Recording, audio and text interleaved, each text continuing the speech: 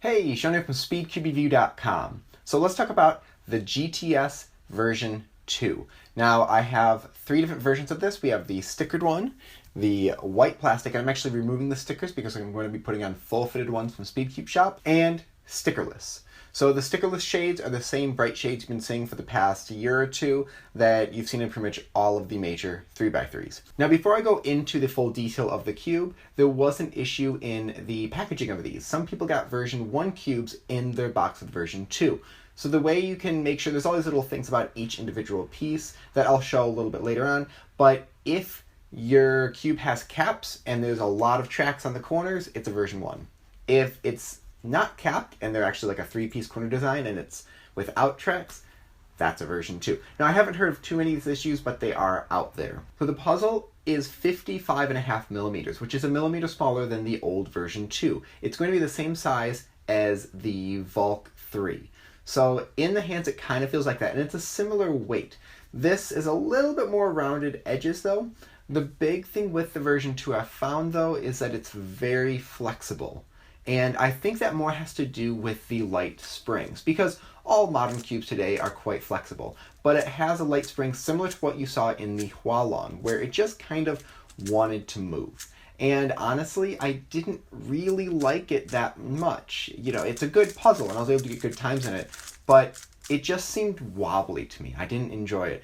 And so I put magnets in it. Now I measured the plastic, and the edges and corners are both around 1 millimeter in thickness. This is a little bit bigger than the Volk, which is around 0.9, and a little bit smaller than the version 1. The edge is about the same, but the corners, because of those tracks in the version 1, was quite a bit bigger. So what I did, I didn't have the magnets I wanted to use. I was thinking like N42, 4x2 would be perfect, but I didn't have those. I had 35 and 50.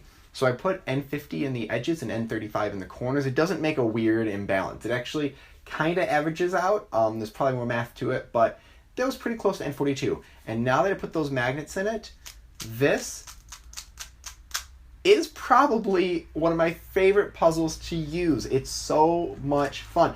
It's perfectly snappy. It's really smooth. And when I say snappy, now there was something that I saw on one post from MoYu saying that the track on the inside of the centerpiece helps the pieces sort of snap into place. They spring into place.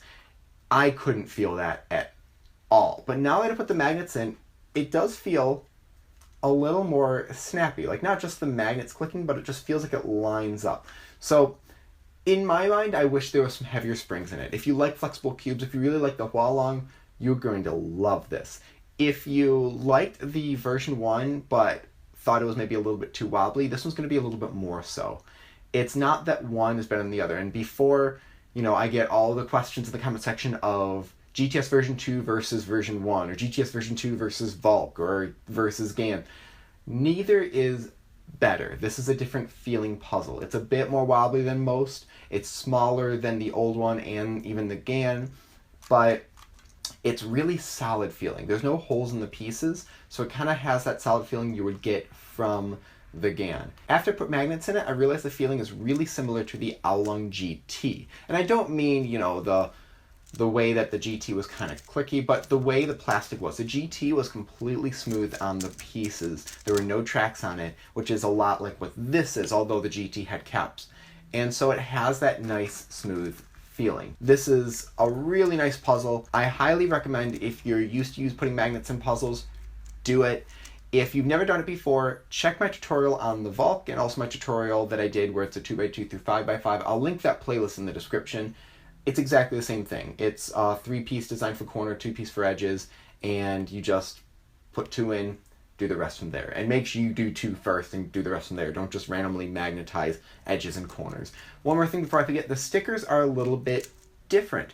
They're not the same as the version 1, and they feel a little bit different than other MoYu puzzles. So these are still the original stickers. I'm going to change them and put a lighter blue on, and a little bit different orange. This orange is nice and fluorescent, but I wish it would be a little more pale on, and if I don't have the right light, it starts to not reflect and almost seem red to me.